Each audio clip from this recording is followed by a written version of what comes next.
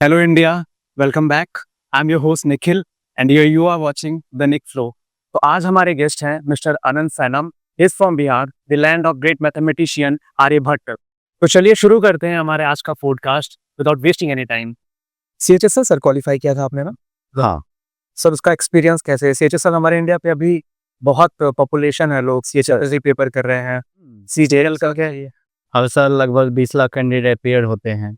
CGL के candidate appear होते हैं 15 लाख 17 लाख वो भी हैं। तो जितने भी ग्रेजुएट लोग होते हैं और या 12th पास लोग होते हैं वो इस एग्ज़ाम के लिए अपेयर होते हैं।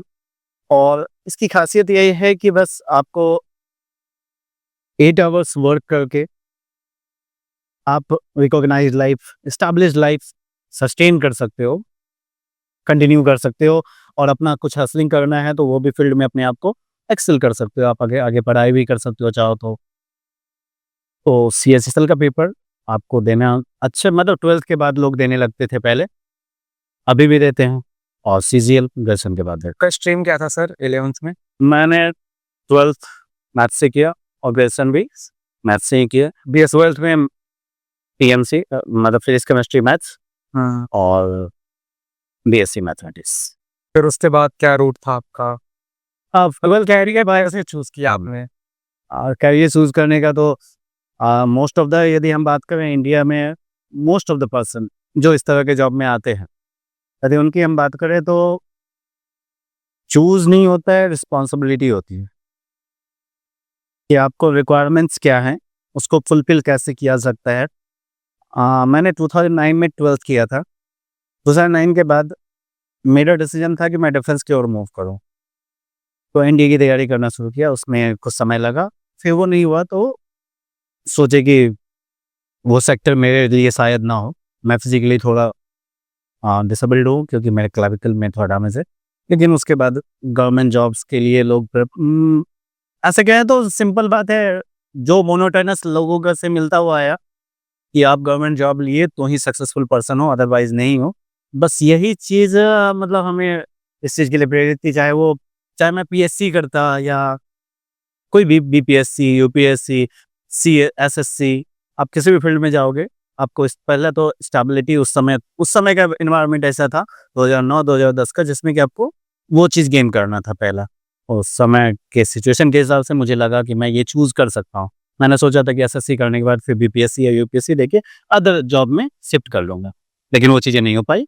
अभी मैं currently as a post master work कर रहा हूँ। सक्सेसफुल होने का मतलब गवर्नमेंट जॉब सेलेक्ट हो जाना यही है क्या?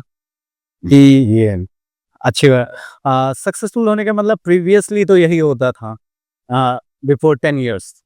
आप यदि 2014-15 की बात करें या 10-11 की बात करें, उस समय गवर्नमेंट जॉब हो जाना एक तो पैरामीटर था कि आप यदि गवर्नमेंट जॉब में हो, अभी आप यूट्यूबर बन के सक्सेसफुल हो सकते हो, कॉमेडियन बन के सक्सेसफुल हो सकते हो, फोटोग्राफर बन के सक्सेसफुल हो सकते हो। इन दैट टाइम इसकी प्रोबेबिलिटी बहुत कम होती थी। आप एक अच्छा क्रिकेटर बन के सक्सेसफुल हो सकते हो। इन दैट टाइम एक फॉर्मूला होता था, लोगों के कहते थे हम लोगों को, खेलोगे धूपोगे बनोगे खराब, पढ़ोगे लिखोगे बनोगे नवाब। ये फॉर्मूला बचपन से सुनता हुआ आया। तो उसका इम्पैक्ट ये हुआ कि मेरा यही रुझान है कि हमेशा खेलोगे लिखोगे बनोगे खराब, पढ़ोगे लिखोगे बनोगे नवाब। बट मैं ये सजेशन आज के बाद किसी को, उसके बाद से किसी को, 2016 के बाद से मैंने आज तक किसी को नहीं दिया। Whatever you want to do it with your full will, या फुल विल, बिना एक समय वेस्ट किए। Don't think, just do. आपने सर कुछ टाइम टीचिंग में भी दिया बिहार में आपने, जी कुछ आपका अपना हाँ, वो बिहारी की कहानियों में कुछ ऐसी कहानियां होती हैं। स्ट्रगल के टाइम थे, 10th के और 12th के बाद मुझे टीचिंग करना शुरू करना पड़ा 2009 में। तो मजबूरी थी कि आपका पर्सनल चॉइस था ये? शुरू तो मजबूरी में ही हुआ था, फिर मजा आने लगा। फिर कंटिन्यू नहीं किया, मतलब ऐसा क्या प्रॉब्लम हुआ? इसका प्रॉब्लम ये था, फैमिली प्रेशर कि आपको गवर्नमेंट जॉब लेना है, ठीक है। तो 2011 में मेरा टीचर में हुआ था। उस समय जस्ट मैं 19 या 20 साल का हुआ होगा और मेरा टीचर के लिए सिलेक्शन हो गया। और मेरी पर्सनालिटी पे हमको लग ही नहीं रहा था कि मैं कभी टीचर बनने लायक इंसान हूँ। ऐसा क्यों? मैं थोड़ा एग्जॉटिक हूँ, एनर्जेटिक, चीज़ों को लेके मतलब इंक्विजिटिव, बहुत सारी चीज़ों को सीखने की आदत। और मोस्ट ऑफ द टाइम हम टीचर्स को ऐसा पाएँ जो बहुत मोनोटोनस थे, बहुत मतलब क्लमसी हो जाते थे, बहुत एक डल स्वभाव के दिखते थे। इस कारण से मुझे वो पर्सनैलिटी उनकी कभी लगी नहीं कि मुझ में वो चीज़ है। इसलिए मैं वो चीज़ें नहीं करना उस समय पसंद किया। लेकिन जब 2010 से 12 के बीच में मैं टीचिंग शुरू किया, तो मेरी मैथमेटिकल एबिलिटीज़ के कारण से बच्चे थोड़ा मुझे सीखने के लिए, मुझे जानने के लिए, मुझे समझने के लिए, बच्चे और गार्जियंस दोनों बहुत ज़्यादा एक्साइटेड रहते थे। तो मुझे अच्छा लगने लगा, फिर मुझे मेरी मैथमेटिक्स अच्छी होने के कारण से, मैथमेटिक्स नहीं अच्छी, मैं कह सकता हूँ मेरी मैथमेटिक्स कैलकुलेशन एबिलिटी अच्छी होने के कारण से, मुझे थोड़ी पॉपुलैरिटी मिलने लगी, लोग पसंद करने लगे और पास ऑन भी अच्छा कर पा रहा था मैं।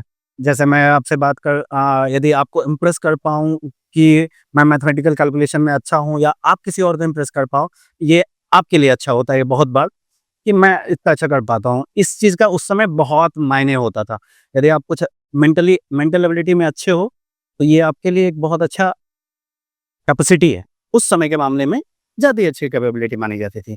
नवोदय की तैयारी होती थी, सैनिक की तैयारी होती थी, तो उन सब में मेंटल एबिलिटी टेस्ट करके एक टेस्ट होता है। तो मेंटल एबिलिटी टेस्ट प्रोग्राम के अकॉर्डिंग हमको लगता था mental ability is the best thing for a person, जो कि अब मुझे कॉन्ट्राडिक्टरी लगता है। Talent is just a wastage without your continuous discipline and continuous labour. I agree. Sir मेरे एक सवाल का आप जवाब दो। मैथमेटिक्स आपका बैकग्राउंड रहा है, इंडिया में काफ़ी लोग मैथमेटिक्स से काफ़ी ऑब्सेस्ड हैं। मतलब उनका एक कॉमन पर्सोना है कि नॉर्मल लाइफ में हमारे काम का है क्या मैथमेटिक्स? एक वे होता है कि हाँ, आपको आर्टिफिशियल इंटेलिजेंस में, डेटा में मतलब बड़े लेवल पे कुछ करना है तो मैथमेटिक्स का एक अच्छा स्कोर है। नॉर्मल लाइफ में क्या मैथमेटिक्स का असर है? किसी को क्या इफ़ेक्ट पड़ेगा मैथमेटिक्स से? लोग बहुत ऑब्सेस्ड रहते हैं। एक और मेरा इसमें वो है कि मैं जनरली मतलब मेरा पर्सनल वो नहीं है, पर लोग ऐसा कहते हैं कि लड़कियों का जो मैथमेटिकल माइंडसेट होता है वो थोड़ा कम होता है। मैं एग्री नहीं करता इस बात से, पर आपका क्या थॉट है? पहले एक सवाल क्लियर कर देते हैं, लड़की वाला, ठीक है? ये बहुत लोगों का कहना है। जनरली आप पाओगे कि लड़कियां जिनका मैथमेटिक्स कमजोर है, वो कभी एक्सट्रोवर्ट वर्ल्ड में ज़्यादा अच्छा नहीं कर रही, मतलब एक्सट्रोवर्ट नहीं। ओके। हाँ, लड़कों के लिए आसान होता है एक्सट्रोवर्ट होना, वो लोगों से मिल सकते हैं, आसानी से बात कर सकते हैं, एक्सेस कर सकते हैं ज़्यादा से ज़्यादा लोगों को। हुँ, तो इस कारण से बहुत सारी लड़कियों का कमजोर भी होता है, लेकिन जो एक्सेस करती हैं, ऐसे बहुत ही रिनाउंड मैथमेटिशियन है शकुंतला देवी, ठीक है? तो लड़की हैं लेकिन one of the best mathematician, one of the super computer computer woman के नाम से जानी जाती है। तो ये हमारा मानना एक मतलब मुझे लगता है कि ये एकदम एस्पेक्ट सही नहीं है। If she get chance, she can do anything in a very good manner. Okay. ठीक। बीइंग अ मैन, यदि मैं शायद बड़ा अपने घर का लड़का लड़का की जगह लड़की होता, तो मैं अपने फैमिली पे ज़्यादा फोकस करता और मैं ज़्यादा अच्छा एक्सेल करता। मैं हमेशा स्ट्रीमलाइन होता अपने लक्ष्य के प्रति without any distraction. Most of the time distraction most of the time ऐसा होता है कि जो लड़कियां होती हैं वो बिना डिस्ट्रैक्शन के ज़्यादा अच्छा काम करती हैं, हुँ, यदि उन्हें अच्छा फील्ड दिया जाए। अभी एक सुधा मूर्ति का आपने नाम सुना होगा। अभी एक हमारे डीआरडीओ में साइंटिस्ट थी जो कि अग्नि मिसाइल जो लॉन्च सही सटीक निशाना नहीं लगा पा रहा था, उसको निशाना लगाने के लिए वही ये दी थी। तो ऐसे बहुत सारे हैं जो वुमेन्स हैं। ये मतलब हम लोगों के सोसाइटी का इम्पैक्ट है कि हमारे यहाँ लड़कियां थोड़ी मैथमेटिक्स में वीक होती है क्योंकि वो थोड़ा एक्सट्रोवर्ट कम है। तो पहले ये चीज़ क्लियर हो गया। और एक सवाल आपका था, लोग ऑब्सेस्ड हैं। ऑब्सेस्ड है मैथमेटिक्स के लिए, मैथमेटिक्स का यूज नहीं है। ऑब्सेस्ड मैथमेटिक्स से नहीं है, मैथमेटिक्स आपको कुछ ज़्यादा नहीं देता है। मैथमेटिक्स सिर्फ आपका माइंड का शेप इंक्रीज करता है, मोस्ट इंफॉर्मेशन कलेक्टिवनेस का, हुँ, सेपरेशन का, सेग्रीगेशन का, ठीक है? आपका माइंडसेट डिफाइन करता है। जैसे मैं बोलूँ, एक बच्चा पैदा होता है, वो जीरो 4+4 जोड़ने के लिए उसको फिंगर्स या लाइन्स कुछ से करवाया जाता है। वो कुछ साल बड़ा होता है, तो 4+4 8 डायरेक्ट कर लेता है। कुछ और बड़ा होगा, तो वो 48 + 49 97 डायरेक्ट कर लेगा। कुछ और बड़ा होने पे उसका माइंड इतना डेवलप होते जाता है धीरे-धीरे, जो अपने आप को एक्सेल करता है, उसके पास इन्फॉर्मेशन कलेक्टिवनेस का कैपेसिटी बढ़ जाता है। जैसे कोई 3 डिजिट में 3 डिजिट एडिशन कर सकता है, किसी की माइंड की कैपेसिटी है कि वो 4 और 4 digit, 5 to 5 digit in single order addition कर सकता है। एक एक पर्सन ऐसे हैं, जैसे स्कॉट फ्लेंसबर्ग हुए, शकुंतला देवी हुई, रामानुजम थे, तो उन सब से जो इंस्पायर्ड होते हैं, जो जिनसे इंस्पायर्ड होते हैं उसी तरह का आदमी बनता है। यदि आप सचिन तेंदुलकर से इंस्पायर्ड हो तो आप विराट कोहली बन जाओगे, आप रामानुजन से इंस्पायर्ड हो तो आप शकुंतला देवी बन जाओगे, और सबके से कुछ इंस्पिरेशन आपका जो होता है आप उस तरह के बनते चले जाते हो। बिल्कुल। तो भारत में बिहार एक ऐसा प्रदेश है जहाँ पे लोग मैथमेटिक्स के प्रति थोड़ा ज़्यादा ऑब्सेस्ड हैं, क्योंकि शायद आसपास लोग ही ऐसे मिलेंगे आपको, जो आपका पहला टेस्ट तो लेंगे मैथमेटिक्स से, चलो पहाड़ा सुनाओ 19 का पहाड़ा सुनाओ, यहाँ से शुरू करेंगे, ठीक है, और यहीं से शुरुआत होती है बातों की। तुम इंटेलिजेंट हो तो चलो 23 का पहाड़ा सुनाओ। तो ये मेरी कहानी नानी गांव से शुरू हुई, तो मुझे 19, 23, 33, तो उसके बाद हम लोग के साइड एक और चीज चलता है, गढ़हा, उसको कहते हैं गढ़हा शब्द, हम गाँव के शब्दों में कहते हैं। और ऐसे जैसे 13 को 11 से गुना करने पे क्या होगा, 13 को 12 से गुना करने पे क्या होगा, तो उसे गढ़हा कहते हैं। 13 गाना 173, समथिंग लाइक दैट। तो वो हम लोग 11, 12, 13 से गुना करने का एक कल्चर बन गया, और इसमें मेरे नाना जी थोड़ा मुझ पे कृपा दृष्टि लगाएं। वो बोलते रहे कि अरे इतना तो कोई भी कर लेगा, इतना तो कोई भी कर लेगा। इस चक्कर में मैं थोड़ा सा इंक्रीज करता गया, और मैं पास ऑन करने के दरमियान में कुछ ऐसे लोगों से भी मिला, कुछ ऐसे बच्चों से भी मिला। मैं जैसे 4 डिजिट के नंबर्स के टेबल्स कर सकता हूँ यदि, तो वो बच्चा भी 3 डिजिट तक कर पा रहा था। मतलब यदि वो उसे कहें 897 का टेबल सुना कर दो, तो वो टेबल लिख देगा 897 का। और इसका बहुत ज़्यादा यूज़ नहीं है, बस आपका माइंड का एनालिटिकल ब्रेन, रीजनिंग ब्रेन, और आपका कॉन्शियसनेस बढ़ता है। आप मतलब फाइनेस्ट होते हो पिन पॉइंट सोचने के लिए, और कुछ ज़्यादा नहीं है। आपका पिन पॉइंट एक्यूरेसी क्या है, इस चीज़ के लिए शायद मैथ्स अच्छा है।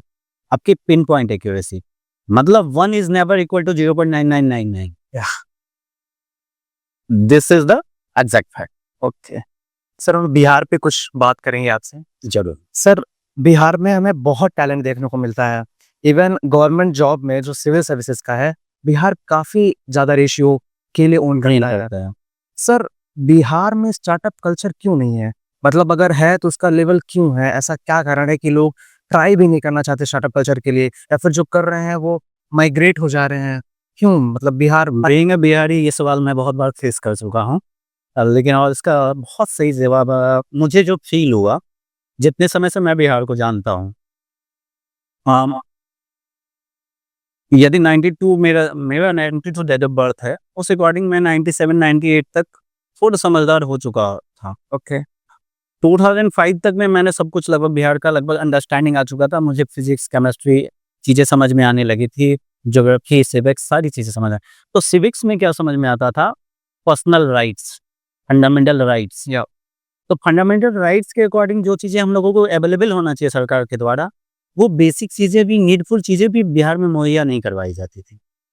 और जो सरकार दे रही थी उसको बाहुबली क्रिमिनल्स जो बिहार की हैं, बाहर से तो नहीं आते क्रिमिनल करने के लिए अंग्रेजों की तरह, वो लोग उसे शक कर जा रहे थे। मतलब जो ज़्यादा पावरफुल था वो उसे शक कर जा रहे थे, वो खत्म हो जा रहा था जो गवर्नमेंट रिसोर्सेस आते थे। तो गवर्नमेंट रिसोर्सेस पब्लिक तक पहुँच नहीं रहा था।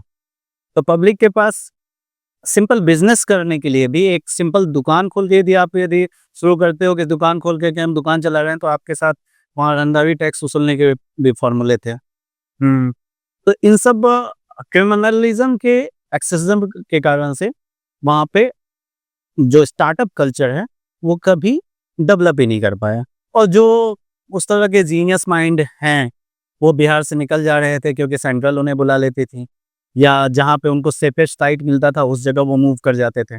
इस कारण से बिहारी जहाँ भी गए वहाँ सक्सेसफुल हो गए। अभी एक बिहारी कोई हैं जो कि 5-10 हज़ार करोड़ की कंपनी सेटअप करके रखे पड़े हैं। तो बिहारी जहाँ भी गए कुछ अच्छा ही करके निकले। बिहारी का एक ही विल है, वो विल से जीता है। चाहे वो एक्सेसिव विल का कहीं न कहीं एक रहता है उसके अंदर। आपके पास नदियों के बीच में ज़िंदगी है, कभी कोसी आपके हर साल घर पे आके तोड़ के चली जाएगी, कभी गंगा डुबो के चली जाएगी। तो ज़िंदगी में इतने चैलेंजेस फेस कर चुका होता है वो इंसान कि छोटे-छोटे प्रॉब्लम से कोई डर नहीं लगता। तो कहीं न कहीं मिट्टी का ही देन है, तो वहाँ के लोगों की विल ज़्यादा मजबूत होती है। वो फसल पिछले साल बर्बाद हुई है, फिर भी उसी खेत में फसल लगाएगा और फसल सही समय पे निकाल करके अपना जीवन जीविका जिएगा। तो बिहार का कल्चर ही कुछ ऐसा है कि थोड़ा विजिडनेस है चीज़ों को लेकर के। तो गवर्नमेंट जॉब में जब बात आती है विजिडनेस की, 8 घंटा, 10 घंटा, 12 घंटा पढ़ने की, तो वो आराम से पढ़ लेता है, तो गवर्नमेंट जॉब्स निकाल लेता है।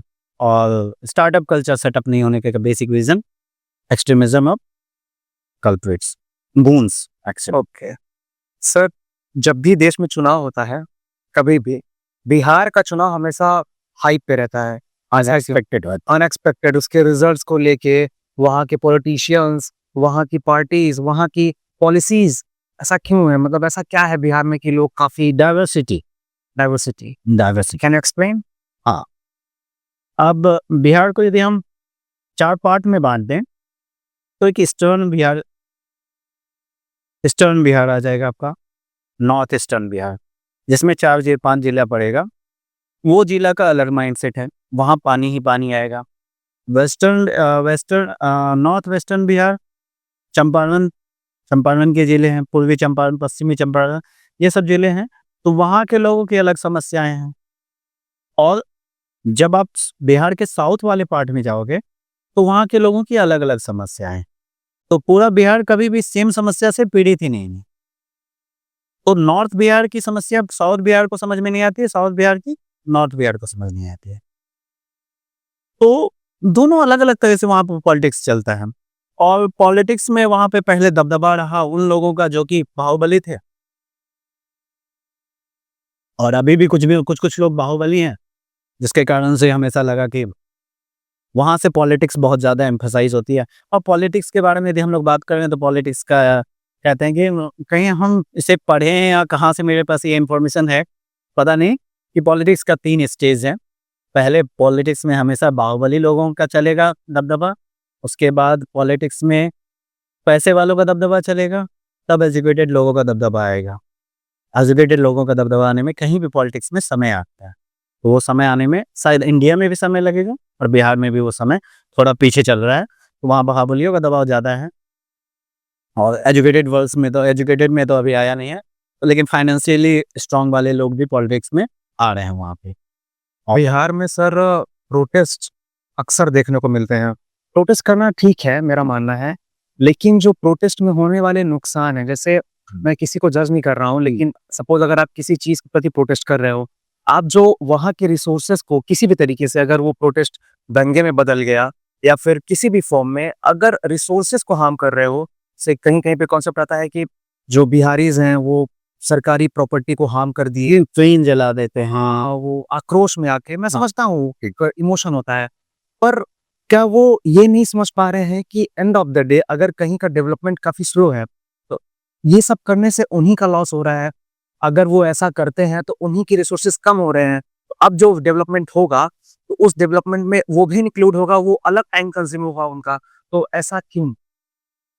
अ, इसके पीछे सरकार की भी गलती है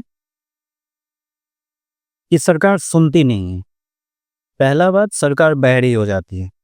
सत्ता में आने के साथ, ताकत आने के साथ जब कोई इंसान बहरा हो जाता है, तो वो बड़ा प्रॉब्लम है। और उस बहरी आवाज़ को ही सुनाने के लिए कभी आप किसी और तरह से ढोल बजा करके विरोध करते हो, डफली बजा के विरोध करते हो या स्पीकर्स लगा के विरोध करते हो।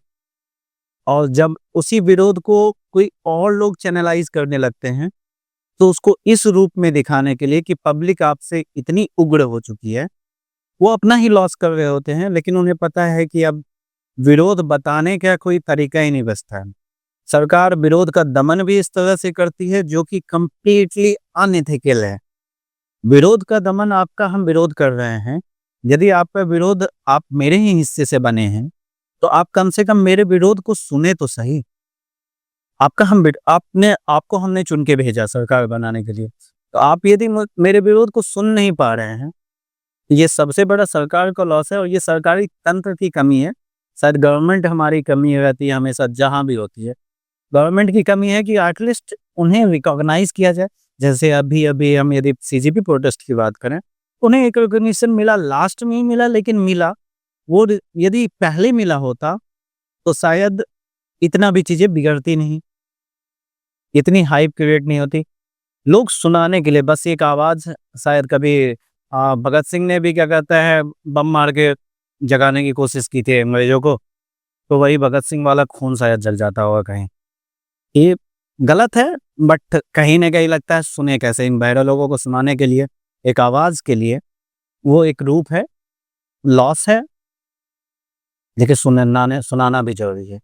एंड ऑफ द डेवलपमेंट ज़रूरी है, वो तभी होगा जब आप किसी भी तरीके से उनको तक आवाज़ पहुँचाओ। वो आवाज़ पहुँचाने के लिए विरोध की आवाज़ बिहार से बहुत ज़्यादा उठी है, हमेशा बिहार से उठी आवाज़ सेंटर तक हिला चुकी है। तो बिहार में कभी गांधी जी भी चुने तो चंपारण ही चुने।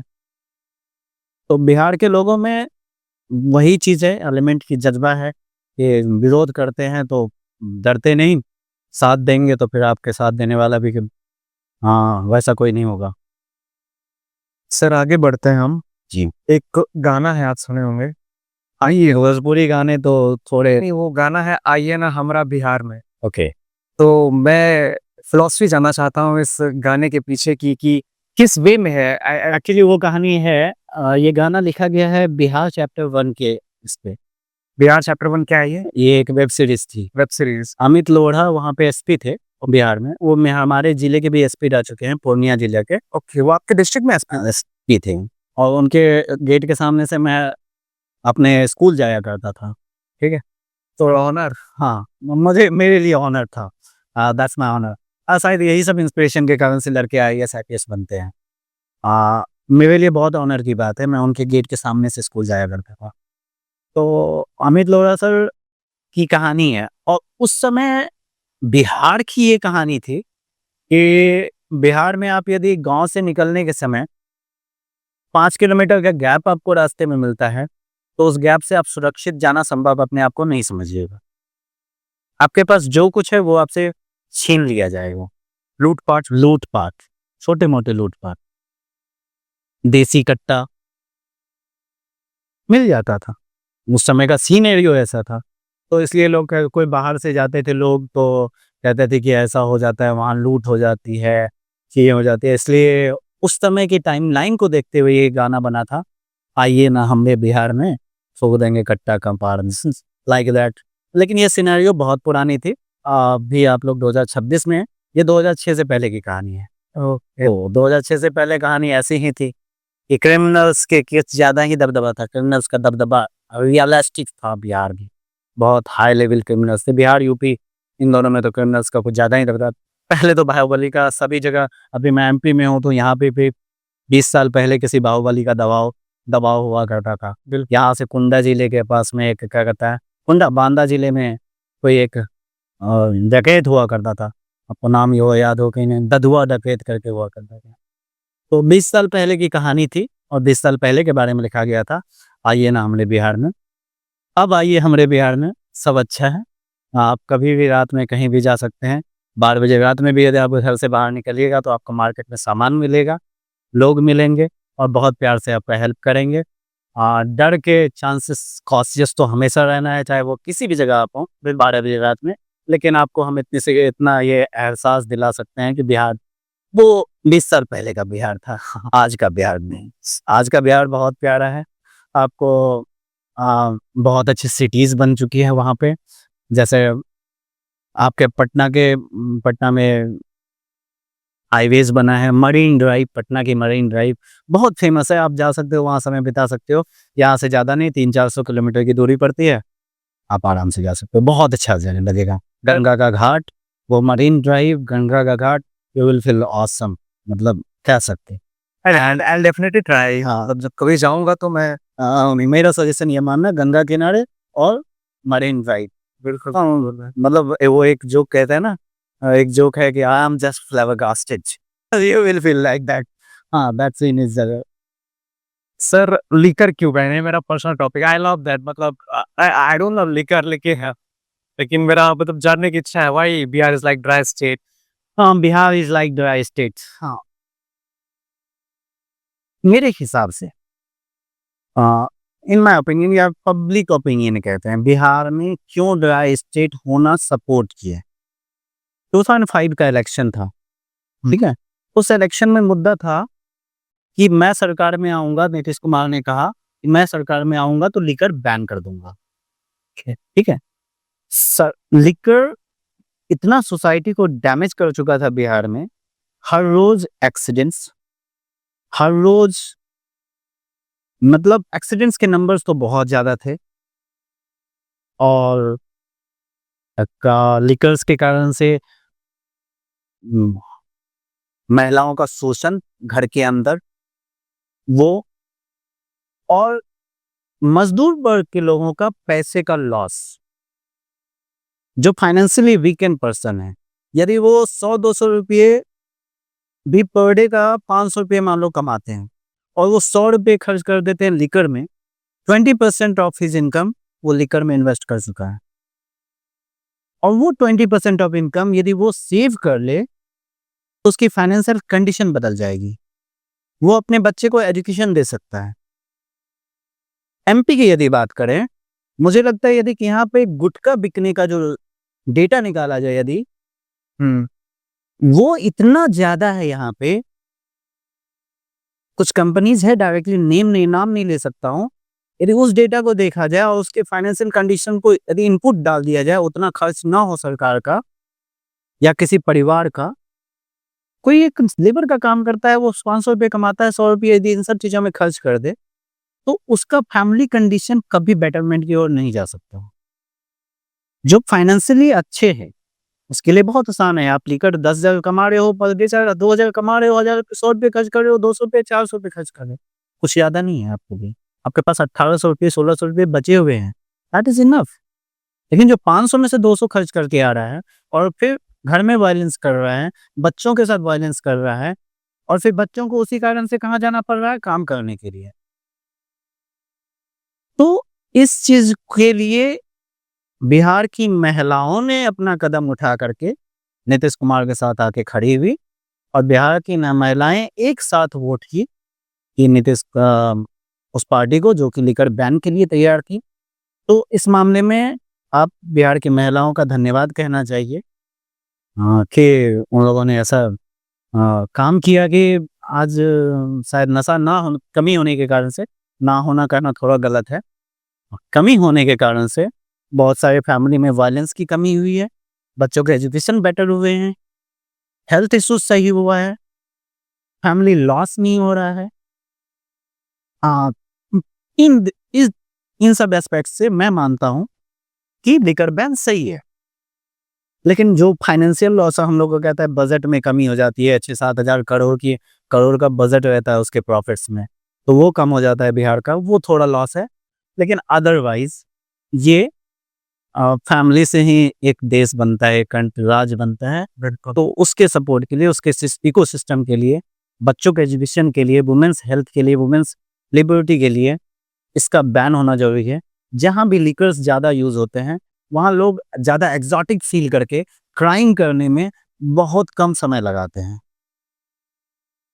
कोई भी क्राइम होने के पीछे यदि आप पता करोगे कि क्रिमिनल क्या एक नशा करने वाला था या नहीं नशा करने वाला था, 80% केसेस में देखे होगे क्राइम तभी आदमी एग्जीक्यूट कर पाता है जब वो किसी हाई में रहता है। तो बिना नशा के कोई क्राइम कर ही नहीं सकता है।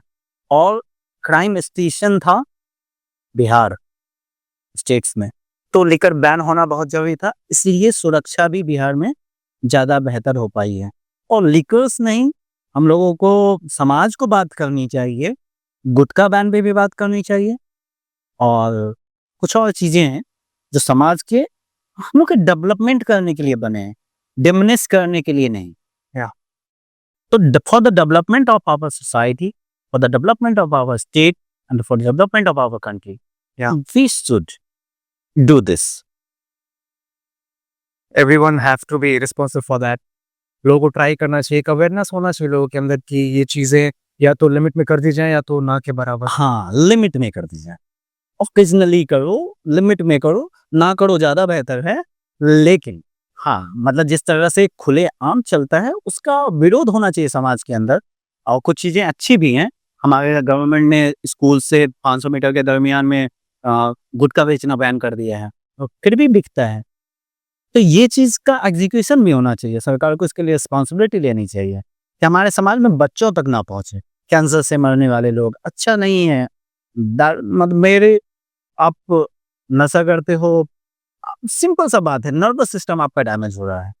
आप नशा करके कभी सीधा खड़े नहीं रह सकते हो, तो आप अपनी फैमिली को साथ में लेके कैसे चलोगे? So that liquor ban is good for our state, personally for Bihar. It's the necessity of our state. Goa में जरूरी है, गोवा में लोग मस्ती करने जाते हैं, वो उस स्टेट में बैन कर दोगे साला उसका इकोनॉमी खत्म हो जाएगा। तो वहाँ ठीक है, वहाँ के लिए ओके ओके है। यहाँ कोई टूरिस्ट नहीं जाता है बिहार में कि जो वहाँ लेकर बैन कर देने से हमें कोई दिक्कत है। वहाँ के लोग खुद को ही डैमेज कर रहे हैं। तो बिहार की महिलाओं की सजगता कहिए और थैंकफुल कहिए, हम तो बहुत थैंकफुल कहते हैं कि बहुत अच्छा डिसीजन लिया था आप लोगों ने 2005 में। कितना अच्छा एटमॉस्फेयर अभी बिहार में मिलता है। लोग क्राइम, एटलीस्ट क्रिमिनल्स कम होते हैं। इस पे आप कहीं भी शोध कर लो, मतलब किसी भी रिसर्च पेपर पे स्टडी कर लो, ये एक फैक्ट है कि नशा के बिना कोई क्राइम एग्जीक्यूशन नहीं हो सकता है। सॉफ्ट नशा हो, किसी भी चीज़ का हाई होना चाहिए, इमोशंस हाई होना चाहिए या नशा हाई होना चाहिए।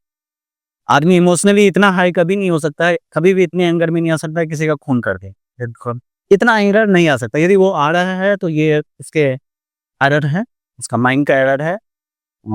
और मोस्ट ऑफ द क्राइम नशा से आता है। That's why it is needed और लिमिटेशन आना चाहिए। सरकार बात कर रही थी 223% टैक्स करने पे, मुझे बहुत खुशी हुई थी, लेकिन हो नहीं पाया शायद। मतलब जो दारू अभी क्या कहता है 700-800 में मिल जाता है, उसके दाम 2400 हो जाएगा, तो बहुत सारा कम हो जाएगा लोगों का लेना। और कुछ लोग कहते हैं कि हाँ, एक फैक्ट में जाना इधर कि एक व्यक्ति था, वो वाइन भी पीता था और सिगरेट भी स्मोक करता था और वो 130 ईयर्स तक लीव किया। मतलब लोग ऐसा कहते हैं कि एक एग्जांपल देते हैं कि देखो वो कुछ नहीं नशा करता था, वो फिर भी मर गया। और जो बराबर एकदम लाइफ तो अनप्रिडिक्टेबल है, किसी का भी कभी भी डेथ हो सकता है। बच्चा का पैदा होता है, मर जाता है, सॉरी, बट एक छोटा बच्चा पैदा हुआ, वो मर गया, उसका क्या जिम्मेदारी था? वो कौन सा नशा किया था? तो लाइफ और डेथ आपके हिसाब से नहीं चलता है। You can't- बर्थ और डेथ ये कभी नहीं डिसाइड किया जा सकता है। लेकिन आप चाह करके डेथ की ओर जाओ, ये आप डिसाइड कर सकते हैं। अपने चॉइस से डेथ की ओर जा सकते हो। इसके बी और डी के बीच में सी है, चॉइस। आप क्या चूज करते हो? तो चूज अच्छा करना चाहिए। हाँ, दैट्स इट। लिकर के बारे में तो सर समझ लिए। एक मैसेज मैं भी देना चाहूँगा कि आप लिकर को ऐसा मत करो कि उस लिकर की वजह से आपकी फैमिली को खतरा हो। आप लिमिट में करो, मतलब आपकी पर्सनल चॉइस अगर आप कर रहे हो तो किसी आपके पर्सनल चॉइसेस की वजह से, पर्सनल हॉबीज की वजह से किसी दूसरे को खतरा नहीं होना चाहिए, ये इंश्योर करो। आगे बढ़ते हैं सर अपने थॉट पे, अपने काम पे। सो भोजपुरी मूवीज और म्यूजिक इंडस्ट्री वर्सटाइल टॉपिक है सर पूरे इंडिया में। लोग मतलब काफी लोग दोनों पक्ष में बात होती है कि सही भी है, गलत है। मोस्टली तो बिहार का म्यूजिक की यदि बात होती है, मैं खुद ही इसको देखा। बिहारी म्यूजिक इट मीन्स लोग भोजपुरी म्यूजिक, बिहार मतलब भोजपुरी नहीं है। इस बात को मैं सभी बिहार से कहूँगा कि जहाँ तक पहुँचाई जा सके पहुँचाइए।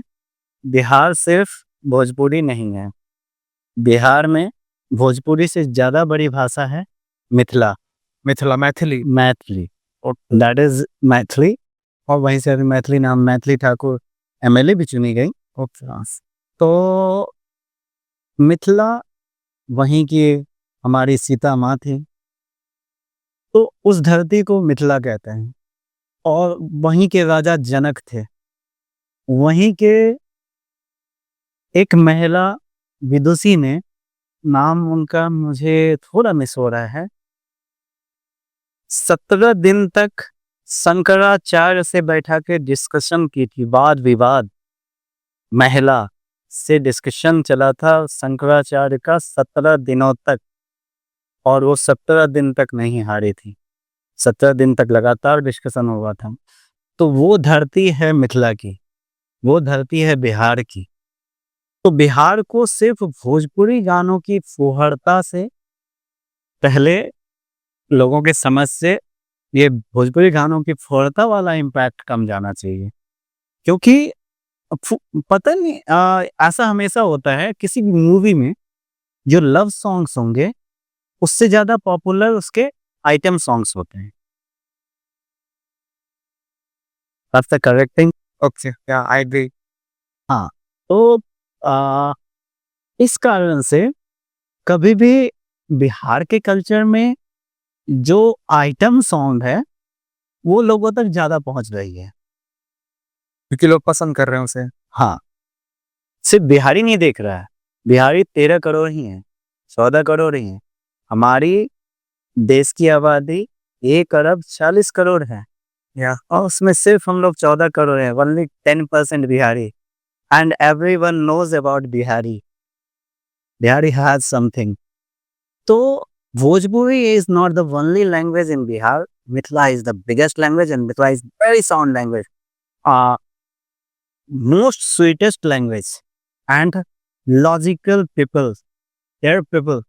वहाँ के लोग इतने वास्ट लॉजिकल कि वहीं की एक महिला शंकराचार्य को बैठा के 17 दिन तक उनसे वाद विवाद करती हैं वेदों पे। तो उस बिहार को कभी बाहर आकर के उस मिथिला भाषा को कभी बिहार से बाहर आकर के उतना अच्छा रिकॉग्निशन नहीं मिलता है समाज के अंदर। और एक गाना एक वो है धन धन बच्चों के पैदा होने पे एक गीत गाया जाता है। वो गीत कितना प्यारा कितना सुंदर गीत है। दीपाली सहाय है एक सिंगर, वो बिहार के लोकल सॉन्ग को जो कोर सॉन्ग्स हैं बिहार के उसको रिप्रेजेंट करती हैं।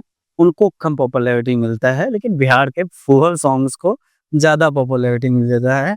जैसे वो पुदीना वाला सॉन्ग समथिंग कोई भी ऐसे वल्गर सॉन्ग्स हो तो वो ज़्यादा पॉपुलर हो जाता है। Totally depend on personal choice. आप वही पसंद कर रहे हो। तो आपको वही मिलेगा। बिल्कुल। आप वहाँ के लोकगीत को देखो, वो काफ़ी आई एक्चुअली लव दैट। लोग नेचुरली संगीत आप इवन सुन के देखो, मैथिली में इतना ज़्यादा राम भगवान की बड़ाई की गई है, सीता माँ की बड़ाई की गई है। मैथिली एक ऐसी भाषा है जिसमें राम भगवान को भी जब गाली दिया जा रहा था तो राम भगवान भी मज़े से गाली सुन रहे थे कि आपके the beauty of that language. वो इतना प्यारा है, इतना स्वीट लैंग्वेज है Maithili language. And Maithili lovers, यदि आपके पास कभी ये वीडियोस पहुंचे तो प्लीज शेयर। तो Maithili is just sweet language. मतलब आपसे इतना प्यारा सा हाँ की करे छिए, आपसे ऐसे पूछा जाएगा।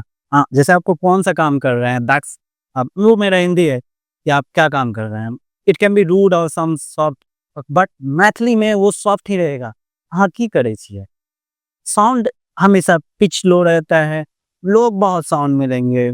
और वहाँ के लोग जनरली यदि कहें तो IAS IPS यदि आप रेंज करो तो उस जोन के लोग मैथिली में रेंज के जोन के लोग बहुत ज़्यादा रहते हैं। और वहाँ का ग्रास मतलब बिहार को वहाँ से भी रिकॉग्निशन कम मिलता है, इसलिए भोजपुरी फुहरता ज़्यादा मार्केट में परोसी जाती है। और लोग भी और पार्टी माइंड्स के लिए इट्स फाइन भी, थोड़ा जो पार्टी माइंड के हों उनके लिए वो सॉन्ग्स अच्छे भी हैं और वो मज़े भी करते हैं, तो खुश होना भी कोई गलत नहीं है। थोड़ा उत्सव धर्मी लोग हैं बिहार में। बिहार के लोग में एक खासियत आपको मिलेगी, बिहारी लोग हैं पॉपुलर इसलिए हो जाते हैं कि वो थोड़ा उत्सव धर्मी किस्म के होते हैं। मतलब उनको खुश रहना पसंद है, खुशहाल रहना पसंद है, आसपास के लोग भी खुश रहें ये भी पसंद है। आपको हमसे कोई दिक्कत ना हो इस बात का हम विशेष ध्यान रखते हैं। होता है कभी गलतियाँ भी हो जाती है, बहुत सारे बिहारी से बहुत सारी गलतियाँ हो चुकी हैं।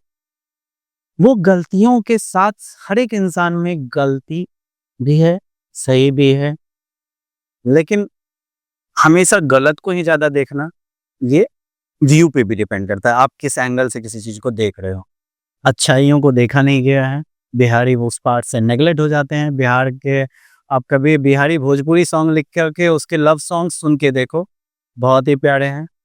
कहीं मैं बहुत सॉन्ग्स मिलेंगे आपको, हैं लवेबल सॉन्ग्स हैं और आप आराम से सुन सकते हो। जैसे आप प्यार वाले गाने बॉलीवुड्स के सुनते हो, उसी तरह से उदित नारायण जी का पहला सॉन्ग बिहार के भोजपुरी गाने में है, बहुत ही प्यारा सॉन्ग है। लोगों को पता ही नहीं होगा। इवन आई डोंट नो कौन सा गाना है। हाँ, मतलब वो क्वेश्चंस हैं ये सब, मतलब लोगों को पता ही नहीं है, वो पॉपुलैरिटी भी नहीं मिलती है। ये एक सच है। कोई पुराना कभी गाना की बात करें, कोई एक मैं समराइज यहीं पे करना चाहूँगा, जो आइटम सॉन्ग्स होते हैं वो ज़्यादा पॉपुलर होते हैं। के भी हो। हाँ, साउथ के भी आइटम सॉन्ग्स पॉपुलर हो जाते हैं। क्या वो अभी कौन सा गाना आया था पुष्पा राज में, थप्पड़ मारूंगी something like that. I am not hating that, but वो कोई सेंस बनता है उस सॉन्ग का भी तो कोई सेंस नहीं था। जैसे ले ले पुदीना भोजपुरी में सॉन्ग, तो उसको कभी भी उस तरह से मतलब देखा नहीं जाता है, क्योंकि हम north Indian south Indian song को तो जानते ही नहीं है, तो उस तरह से उसको रेज नहीं मिलता है। लेकिन बिहारी सॉन्ग्स को थोड़ा मिलता है। बट आप बिहारी सॉन्ग्स में चूज कर सकते हो, मैथिली सॉन्ग्स सुनो, बहुत प्यारे सॉन्ग्स मिलेंगे। Bhojpuri movies, Bhojpuri movies popular शायद से बिहारियों के बीच में है। बिहारी नेटिव से, जैसे मैं नॉर्थ इंडिया के ईस्टर्न पार्ट से हूँ, ओके, वहाँ पे जो लोग कंप्लीटली लोअर क्लास में हैं, इकोनॉमिकली एक्चुअली, तो वो लोग उस तरह की मूवीज़ को प्रेफर करते हैं, उनकी कॉमेडीज़ से प्रेफर करते हैं, मूवीज़ वहाँ ही देखी जाती है। भोजपुरी मूवीज़ की ज़्यादा रेवेन्यू भी नहीं है और भोजपुरी मूवी ज़्यादा पॉपुलर भी नहीं है। भोजपुरी मूवीज़ पॉपुलर है सिर्फ अनडिस्क्राइब्ड स्क्रिप्ट के लिए, फिजिक्स के लॉ से बाहर वाले एक्शन के लिए, जो कि साउथ में भी है। और फेमस कुछ है जो जिस पे लोग डिस्कस करते हैं, वो है हमारा भोजपुरी म्यूज़िक। भोजपुरी म्यूज़िक जो कि बहुत ज़्यादा मतलब फेमस भी है, बहुत फेम पा चुका है। उत्सव थोड़ा उत्सवधर्मी लोग हैं बिहार के जो कि पसंद करते हैं, और आदमी को थोड़ा मतलब डोपामाइन राइज़ वो पसंद होता है। यदि कोई भी सॉन्ग यदि आपकी डोपामाइन को रेज़ करता है, तो वो आपको अच्छा लगेगा। तो कुछ बीट्स ऐसे रहते हैं जो कि भोजपुरी म्यूज़िक के, वो बीट्स के कारण से भी कुछ लोग लाइक करते हैं। कुछ जो लाइक होता है वो ऐसा है हमारा, मेरी साइकोलॉजी का, मेरे अंडरस्टैंडिंग के हिसाब से, लोग हमेशा किसी भी बॉलीवुड सॉन्ग की बात करें या किसी भी फ़िल्म इंडस्ट्री की बात करें, वहाँ के आइटम सॉन्ग ज़्यादा पॉपुलर होते हैं। वहाँ के एकदम लॉजिकल सॉन्ग्स कम पॉपुलर होंगे। जैसे मसान का एक सॉन्ग है, अ, जब तू रेल सी गुजरती है मैं पटरी सा थरथराता हूँ, कुछ ऐसा करके सॉन्ग है। वो सॉन्ग, उस टाइप के सॉन्ग कम पॉपुलर होंगे। लेकिन कोई ऐसा 4 सॉन्ग आ जाए, तो वो खूब पॉपुलर हो जाता है। प्यार जैसे आशिकी की सॉन्ग्स हैं, वो पॉपुलर हैं, जेन्युइनली पॉपुलर हैं। लेकिन उसी समय का टिप टिप बरसा पानी, ये 4 सॉन्ग मतलब आइटम सॉन्ग्स टाइप से है, वो ज़्यादा पॉपुलर है ज़्यादा देन उस गाने के। तो वैसा ही भोजपुरी इंडस्ट्री में होता है। भोजपुरी इंडस्ट्री के लव सॉन्ग्स, जो अच्छे सॉन्ग्स हैं, वो नहीं पॉपुलर होते हैं उतने। लेकिन जो गाने में फास्ट बीट्स हैं, वर्ड्स थोड़े वल्गर हों, तो वो पर्सन टू पर्सन वो ज़्यादा पॉपुलर हो जाता है। डांस बीट्स के कारण से भोजपुरी सॉन्ग्स फेमस हैं।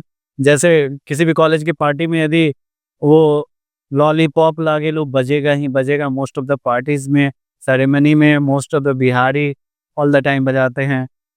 पवन सिंह के बहुत सारे ऐसे गाने हैं जो किसी भी शादी में, बहुत सारे स्टेट्स की शादी में, बिहारी हो या ना हो, हम जैसे एमपी में है तो एमपी में भी देखेंगे, यहाँ पाते हैं लोगों को कि भोजपुरी सॉन्ग्स पे तो पार्टीज के हिसाब से वो सॉन्ग्स ओके ओके हैं, बट सोसाइटी के हिसाब से कुछ सॉन्ग्स ऐसे वल्गर हैं जो कि नहीं होने चाहिए, और उनको वो लोग ही लाइक करते हैं जो कि उसी तरह की चीज़ों को पसंद करते हैं। सॉफ्ट तरीके से उसे दिखाने की कोशिश करते हैं। सर एट लास्ट एक और मेरा पर्सनल है टॉपिक, मतलब मैं जानना चाहता हूँ, बीइंग अ बिहारी, जब आप किसी और स्टेट में माइग्रेट करके किसी काम के पर्पस में या फिर किसी और चीज़ की तलाश में जाते हो, तो क्या आपको कुछ प्रॉब्लम्स फेस करनी पड़ती है या फिर वाकई कुछ है ग्राउंड लेवल पे जो हर बिहारी को फेस करना पड़ता है क्योंकि वो बिहारी है इस वजह से? बिहारी के कारण से पॉजिटिव रिकॉग्निशन भी मिलता है, कभी निगेटिव रिकॉग्निशन भी मिलता है। बिहारी ऐसे हैं, बिहार की आबादी के बारे में हम बता चुके हैं आपको पहले। बिहार की आबादी अच्छी खासी है। उस आबादी में यदि 50% आबादी बाहर निकलती है, एजुकेशन के पर बहुत सारी आबादी एजुकेशन के पर्पज़ से निकलती है। पहले पढ़ने के लिए निकलती है, फिर जॉब करने के लिए निकलती है। उसके बाद बिहारी हर एक, आपको ए क्लास जॉब से डी क्लास जॉब तक बिहारी मिल जाएँगे, कहीं न कहीं, किसी न किसी डिपार्टमेंट में। जहाँ कहीं ए क्लास पोस्ट पे हैं, वहाँ ए क्लास पे हैं। B class B grade pay हैं तो वो बी ग्रेड पे जॉब कर रहे हैं। हर एक ग्रेड पे आपको जॉब मिलेंगे। बहुत सारे एमपी में बैंक मैनेजर्स मिलते हैं जो कि बिहार से हैं। हम एमपी में बात कर रहे हैं और वहाँ पे पाते हैं कि बिहार से मैनेजर्स हैं। और ऑल अराउंड मेरी फैमिली से 4-5 लोग बाहर ही जॉब कर रहे हैं। तो बिहारी के पास बात है टैलेंट है। हम सेंट्रल लेवल पे फाइट करके जॉब पा रहे हैं। हम मेहनत कर रहे हैं इसलिए हमें जॉब मिल रही है। पहला तो गवर्नमेंट जॉब्स के अकॉर्डिंग बात कर लेते हैं, फिर हम आएँगे अदर चीज़ों पे, अदर फील्ड्स में वर्क करने के लिए।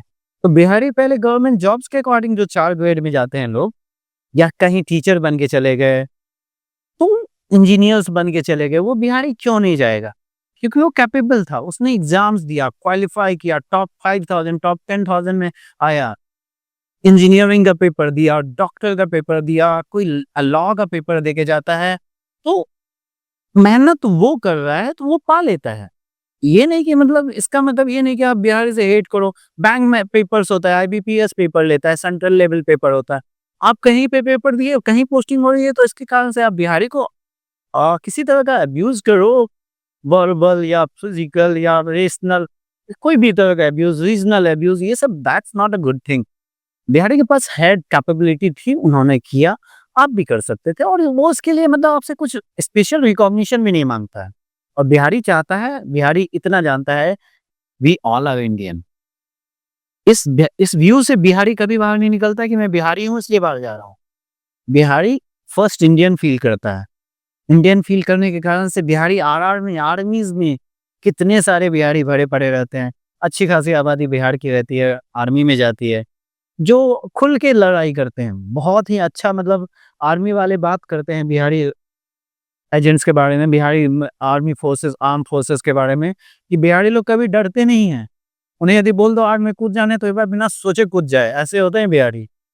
अकेला बंदूक लेके खड़ा हो जाता है बिना डरे, ट्रेन के सामने खड़ा होकर के। कोई साहब शूटर, इंडियन शूटर है, मतलब कि आर्मी के स्पेशलाइज्ड शूटर, वो बता रहे थे कि उनका एक लांस नायक था, वो AK-47 लेके ट्रेन के सामने खड़ा होके बोलता है कि एक कदम ट्रेन नहीं बढ़ेगी और ट्रेन में जितना है, हम उस बॉगी में, किसी बॉगी में आर्मी वाले की बेइज्जती कर दी गई थी। उसके हर एक लोग को मतलब फिजिकल असॉल्ट टाइप का किया। मतलब उसको आर्मी वाले को तो कैलिबर कैलिबर होल्ड करता है, वो लड़ता है, सब जगह जाता है, जॉब करता है, बहुत सारे जो प्रेस्टिजियस जॉब में है, एक क्लास ए जॉब में काम कर रहे हैं, क्लास बी जॉब में काम कर रहे हैं और class C is also but किसी भी क्लास की जॉब कर रहे हैं। इफ आप ईमानदार, यदि आप कर रहे हो ईमानदारी से job, that's a good thing.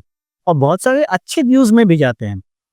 उसके बाद कल्चरली आप यदि आर्ट्स में देखो तो बिहारी एक्टर्स कितना अच्छा काम करके दे रहे हैं। मनोज वाजपेयी, बहुत सारे एक्टर्स हैं, बहुत सारे सिंगर्स आ रहे हैं बिहार। आप बात करते हो उदित नारायण है the most one one of the most versatile singer singer. India have ever seen. हाँ, और वो व्यक्ति कहाँ से है? मिथिला से है। वो मिथिला का पहला नाम, ये तो पहले गीत गाते थे मिथिला में। ओके। हाँ, मेरे आप जानकारी इकट्ठा करोगे, वो मिथिला के वासी थे। तो वो प्यार है उस धरती का। ऐसा नहीं है कि सिर्फ बिहारी इसी कारण से बाहर जाते हैं। आपके पास टैलेंट है, आप मेहनत करते हैं, वो तो एक हो गया प्रेस्टिजियस कंडीशन में। बहुत सारे लोग फाइनेंशियल क्राइसिस के कारण से बाहर जाके किसी की तरह जॉब करते हैं। जैसे रिक्शा पुलिंग करते हैं, कोई मजदूरी करते हैं, लेबर का काम करते हैं, बहुत सारा काम कर सकते हैं। उसमें जज्बा तो है, वो काम करके खा रहा है और काम करके यदि आपके यहाँ से अर्न करके जा रहा है तो वो फिर से इन्वेस्ट तो कर रहा है अपनी फैमिली को। और काम करने में क्या शर्म? और सिर्फ काम करने से सिर्फ बिहारी अपना ही काम कर रहा है क्या? बिहारी सिर्फ अपना अर्न नहीं कर रहा है। बिहारी पूरा नेशन बिल्डिंग में कम से कम ह्यूमन इंडेक्स सरकार का बैठा के खाता तो नहीं है। सही बात। आप काम कर रहे हो, काम कर रहे हो, इट्स फाइन थिंग। और बाहर जाना, काम करना इट्स अ गुड थिंग, मतलब बुरा नहीं है। हर हमेशा जब भी हमारे पास ज्योग्राफिकल कंडीशन ऐसी है कि बिहारियों को बाहर जाना पड़ता है, बिहारी बाहर जाते हैं। और ये आज से नहीं चला है, बहुतों साल से, हमेशा से चलता है यार, कि बिहारी, बिहार से पूरा एक कंट्री बना हुआ है। क्या नाम है उसका? हाँ, अरे उसकी लोकल भाषा भोजपुरी है। अभी तो उससे सिंगापुर, सिंगापुर। हाँ, वहाँ की, सिंगापुर नहीं, सॉरी, नाम मिस्टेक हो रहा है। थोड़ा नीचे लेफ्ट साइड में है, कंट्री का नाम मैं मिस कर रहा हूँ, सिंगापुर तो ये हो गया ना, अरे यार, जो भी हो। तो उस कंट्री का प्रेसिडेंट भोजपुरी बोलता है, ठीक है? तो ऐसे हैं बिहार। तो बिहार से माइग्रेशन पहले भी चालू था। हमेशा बिहार की लोग, बिहार का मतलब ही होता है बिहार, बिहार मतलब है कि वहाँ विचरण करने के लिए लोग जाया करते थे। वहाँ गया, वहाँ बुद्ध की धरती है, वहाँ बुद्धिस्ट आया करते थे विचरण करने के लिए, गया जाया करते थे। तो बिहार के लोग इसी कारण से और भी जगह जाया करते थे, सभी जगह उनका बिहारीज़ का ये कल्चर में भी है। और अभी ज्योग्राफिकल कंडीशन और पॉलिटिकल कंडीशन ऐसी क्रिएट होती है कि बिहारियों को बाहर जाना पड़ता है। अभी तक सेंट्रल से कुछ ऐसा इन्वेस्टमेंट नहीं मिलता है बिज़नेस के लिए, मतलब अच्छी फैक्ट्रीज़ नहीं लगाई गई है। और हम लोग जिस समय किसी और स्टेट्स में नहीं थी फैक्ट्रीज़, उस समय बिहार में हुआ करती थी। पहले बिहार के लोग बाहर नहीं जाते थे। जब से हमारा पॉलिटिकल सिनेरियो बदला, तब से बिहारियों को शिफ्ट करना पड़ा दूसरे जगह पे, दूसरी जगह जाना चालू करना पड़ा। पहले कहा जाता है कि कोई एक स्कूटर की बड़ी कंपनी थी बिहार में, एस्टैब्लिश थी, जब किसी और जगह पे नहीं थी, तो वो बिहार से शिफ्ट हो गई, ठीक है? पहले शुगर मिल्स थे ज़्यादा बिहार में, वो शुगर मिल्स शिफ्ट क्लोज़्ड हो गए। तो इन कारणों से बिहार के लोगों को बाहर जाना पड़ता है। और बिहारीज़ कहीं भी जाते हैं, बहुत जगह बिहारी को अच्छे रिकॉग्निशन में, और उसमें से बहुत सारे बिहारी बाहर निकले। तो उसमें से यदि कुछ एक गलती कर देता है, कुछ एक से गलतियाँ हो जाती है, उसके कारण से अदर बिहारीज़ को भी उस चीज़ का फेस अप करना पड़ता है, प्रॉब्लम्स फेस करना, कभी नेगेटिव वाले में, ये तो पॉजिटिव्स। नेगेटिव्स उन उसमें से कुछ यदि गलती करते हैं, उसके कारण से अदर बिहारीज़ को भी बैकलैश झेलना पड़ता है। कुछ बिहारी होते हैं, ऐसा नहीं है कि बेवकूफ़ लोग बिहार में ही हैं। बेवकूफ़ लोग सब, होशियार और बेवकूफ़ दोनों होना है, जनरल चीज़ है। बिल्कुल। कैसा नहीं हो सकता पूरा का पूरा कम्युनिटी मतलब एक वेट ही है। मैंने बहुत बार बड़ाई की कि हाँ, बिहार में ऐसे-ऐसे प्रोफाउंड लोग हैं। ऐसा ज़रूरी नहीं कि मिथिला के सारे लोग होशियार ही हैं, एकदम आईएएस ही बनने लायक हैं, ऐसा नहीं है। लेकिन मोस्ट परसेंट, अब उसमें से मान लो यदि 60% अच्छे हैं, तो 40% तो कुछ ना कुछ, 10% 20% डैमेज्ड हैं। और वो यदि वो अगर कुछ गलती करते हैं, तो उसका इम्पैक्ट आएगा किस पे? पूरी कॉम पे। पूरी कौम पे। इस तरह से बिहारी लपेटे चले जाते हैं और कहते हैं कि हाँ, अनसिविलाइज़्ड थोड़ा। अरे जिस समय तुम लोग नंगे-पंगे घूम रहे थे, उस समय बिहारी पे वहाँ डेमोक्रेसी थी।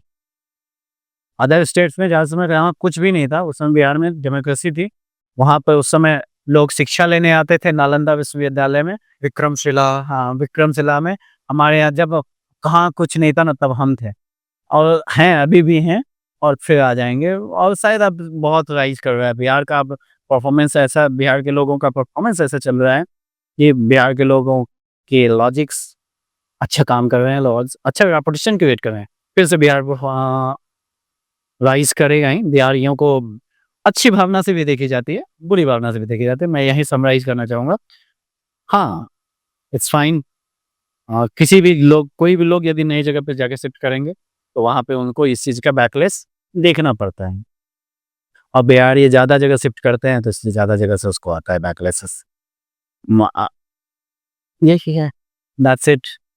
It was nice meeting you sir. बहुत अच्छा लगा आपसे मिल के।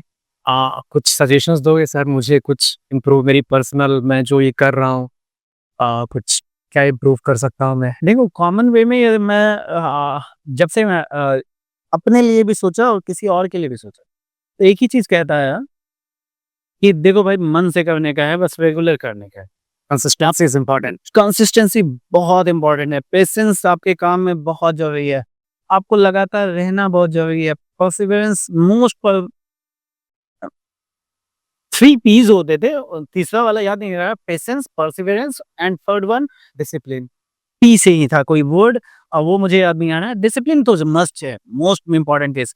आप दुनिया के सबसे मोस्ट स्मार्टेस्ट पर्सन क्यों ना हो, यदि आपके पास डिसिप्लिन नहीं है, तो आप खा जाओगे अपनी लाइफ को खुद ब खुद। खुद ब खुद खत्म कर लोगे। आपके पास डिसिप्लिन होना मोस्ट इम्पोर्टेंट थिंग है, कंसिस्टेंसी होना मोस्ट इम्पोर्टेंट थिंग है। आप बिना पेशेंस परसिवरेंस के कुछ कर ही नहीं पाओगे। गांठ बांध लो, लगातार करो, जो करना है, एक्सरसाइज करना है, फिजिकली स्ट्रांग होना है, फिजिकली स्ट्रांग हो, इकोनॉमिकली स्ट्रांग होना है, उसके लिए मेहनत करो। फिजिकली, इकोनॉमिकली, इमोशनली भी स्ट्रांग रहो, अवेलेबल भी रहो, और अपने आप को अनस्टेबल मत होने दो कभी भी। कितने भी टफ कंडीशन में आ जाओ, कभी अनस्टेबल मत होना चीज़ों को लेकर के। हो सकती है चीज़ें बहुत अच्छा बना लोगे, फिर टूटेगी। यदि टूट जाए, उसके लिए तैयार रहना। हर हमेशा गाँठ बाँध के रखना, मैंने कितना भी बड़ा एम्पायर क्यों नहीं बना दिया।